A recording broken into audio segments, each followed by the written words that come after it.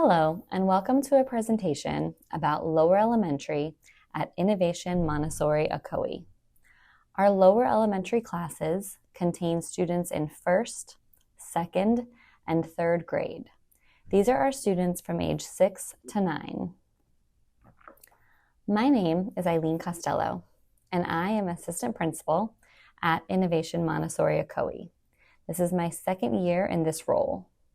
Prior to this, I've taught in a public Montessori classroom for 12 years.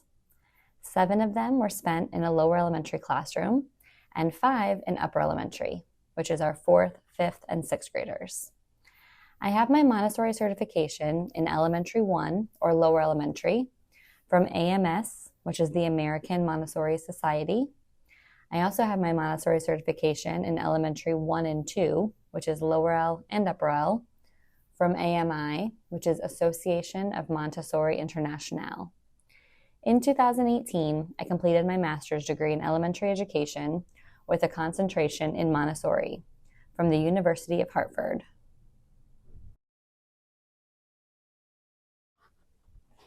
At Innovation Montessori, we have 7 lower elementary classrooms.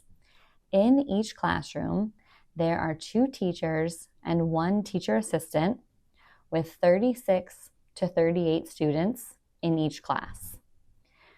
The class is made up of students in first, second, and third grade. As these students are moving from primary to our lower elementary classrooms, they are entering the second plane of development. This plane is marked with unique characteristics, and we make sure to create an environment that serves the characteristics from this plane of development. During this plane, children experience significant cognitive, social, and emotional development.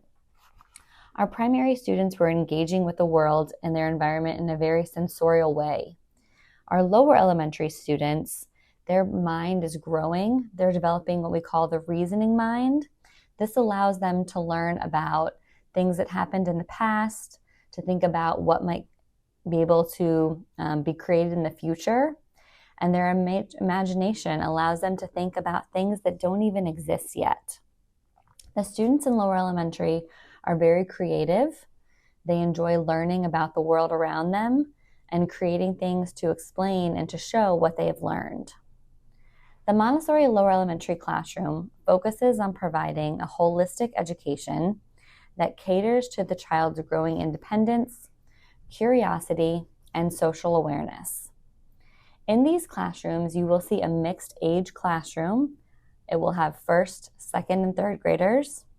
There's hands-on learning materials on our classroom shelves, and a curriculum that integrates subjects to foster a broader understanding of the interconnectedness of knowledge. Teachers guide students in exploring their interests, developing critical thinking skills, and building a sense of responsibility within a supportive community environment.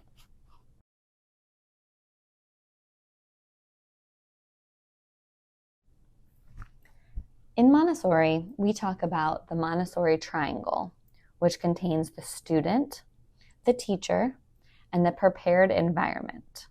We think about the importance of all 3 pieces working together in harmony. Our classrooms are beautiful, engaging learning spaces. These classrooms are truly the children's environment, and therefore they are part of maintaining and caring for their classrooms. Our lower elementary classrooms are broken into subject areas with shelves and materials for each subject. When you walk into the classrooms, you'll be able to find the math area, the language area, science, culture, which contains history and geography works. Our works are placed on the shelf from left to right in terms of difficulty. And once students have had a presentation on a material, they're welcome to pull it off the shelf to work on and explore further. Our rooms are beautiful. There's been time and preparation that's gone into creating such wonderful, rich learning opportunities for our students.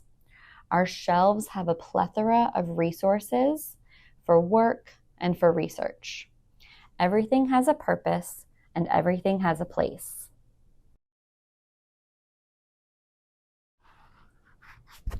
Here's an example of our language shelves and a classroom library. It's important for everything to be accessible for our students as it fosters independence as students are moving freely throughout our classrooms.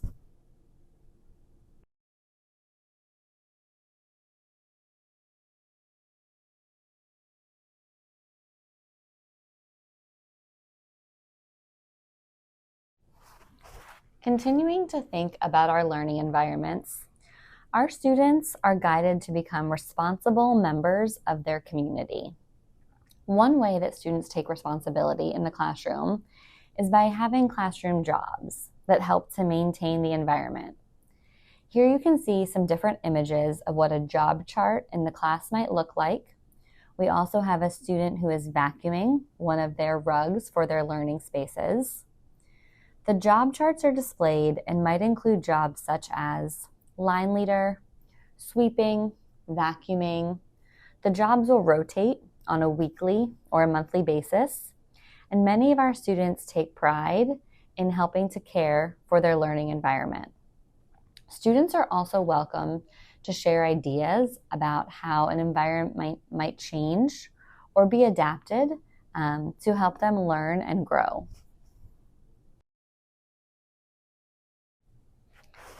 In Montessori classrooms, we have an uninterrupted 3-hour work cycle in the morning. During this time, students may be receiving one lesson in a subject area per day. For example, they could have math on Monday, language on Tuesday, science on Wednesday, and then culture on Thursday. At the end of a lesson, a teacher usually gives 2 follow-up choices for students to complete as a way for them to express what they have learned during the lesson. There also is an option for students to create their own follow-up work, and that would have to be discussed with the teacher. After students have their follow-up from a lesson, they usually put it into a work plan or some type of learning log so that they can independently know what works they need to complete. That's where the element of choice comes into our classroom. When students come in the morning, they're using their executive functioning skills to plan their day. They usually pick 2 or 3 works that they would like to complete in the morning. And this is a choice. Some students may look at their work and think about completing the work that is going to take them the most amount of time, while others might look at their work plan and they might really enjoy our math area. So they want to start their morning with math so they can work on a subject that they really enjoy. The independent work is usually completed with our Montessori materials. Here you can see examples of students who have laid out a work rug. We have some students working on our geometry, our math, our language, and our science works.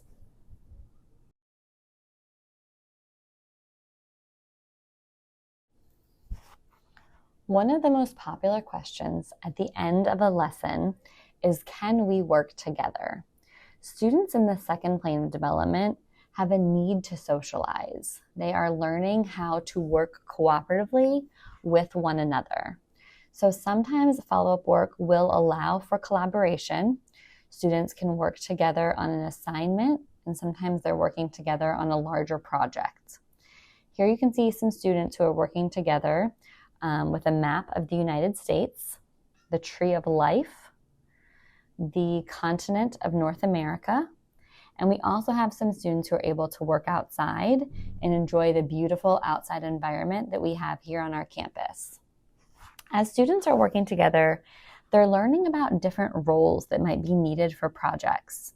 Some students might learn that they really like to research, and that's how they can benefit their group. Other students might really enjoy bringing the creative, artistic component to the project, and that's what they will do as they are working together.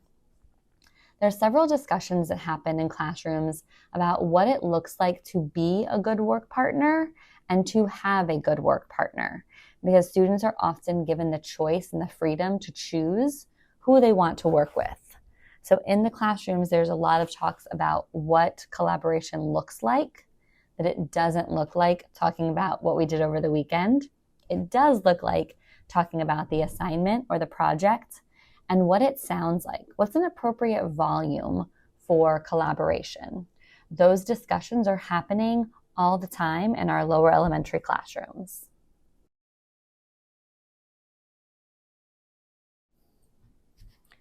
We have more images of collaboration, as we can see students who are working together on a math stamp game assignment. We have other students who are working on our skip counting with our bead chains. As students collaborate, we may have students who are in the same grade level working together on a shared assignment. We also could have students in different grades working together, where an older student might be helping to guide or teach a younger student. We know the power of collaboration includes the exchanging of ideas so that our knowledge can continue to grow and be shared among the whole class. The students are also practicing communication as they work together to plan, organize, and complete a shared task. We have 3 images here of students who are working on a research project. We have other students who continue to work with our math materials as they are building our 45 layout. And then we have students who are working with our Montessori bead bars.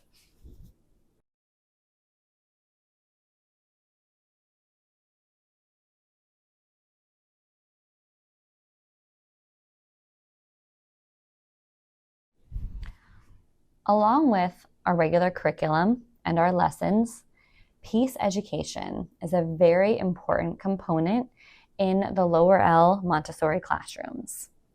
Maria Montessori actually said that she hopes her legacy is peace education. And so in our classrooms at Innovation Montessori, we talk about peace as an ongoing practice. It is not something that we have achieved once and that we don't ever think about again. We're always talking about peace. We're always thinking about how it can be used in our classrooms in different situations. So we have the parts of peace, which is an acronym. We have problem solving, effort, acceptance, caring, and enjoyment. And these parts of peace are emphasized daily. And we have peace ceremonies at the end of every week or every other week, in which students and teachers can acknowledge each other for practicing specific parts of peace. For example, maybe I saw that Kathy was working on a stamp game assignment that really took her a long time, and I saw that she had to use a lot of effort. There's a certain color bead that I would put on our peace string, and I would acknowledge Kathy for the effort she showed in that assignment. Or another friend could have been very caring when they saw that somebody was upset in the classroom, and I could acknowledge that student for being caring and then string a bead that is associated with caring onto the bead chain. So the bead chain is really a visual representation of the practice of peace that is occurring in our classrooms all throughout the day. We encourage our families to use the same vocabulary at home as they talk about how we can show problem solving and effort and acceptance.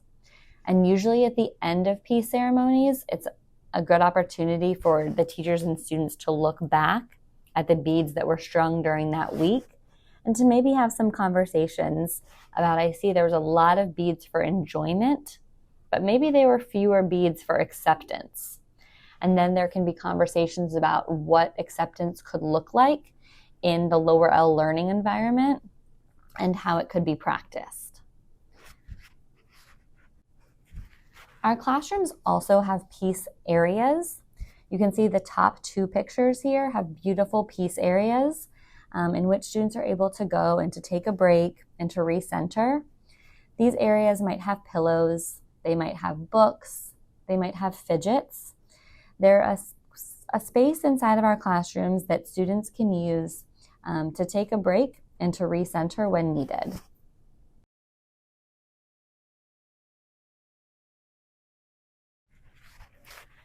Students in the second plane of development with their reasoning mind are ready to learn about events and people from the past.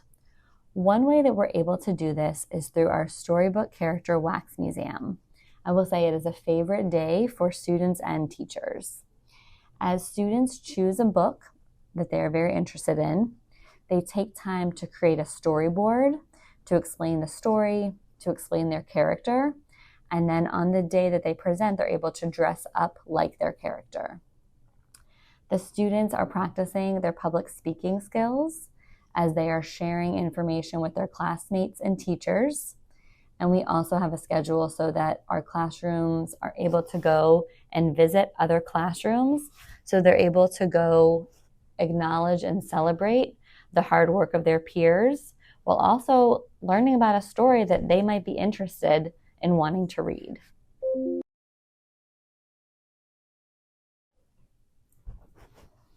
Lower elementary students are maturing and they are ready to explore outside of just the classroom learning environment. So we meet this need through in-school field trips as well as distance learning field trips. Here's an example from our Island Destinations STEAM in-school field trip. During this time, students participated in STEM activities, which created an opportunity for problem solving and thinking about science concepts such as gravity, buoyancy, weight, and surface area. Here we can see that students were collaborating to construct roller coasters from paper. These activities will serve as a great reference point for the weekly cosmic lessons that happen in the classrooms on these topics. During this time, teachers observe students taking risks, learning from their mistakes, learning from each other, and persevering, all while having fun. Our lower elementary classroom also takes one large group field trip every year. They have been to Lou Gardens, the Science Center, and the zoo.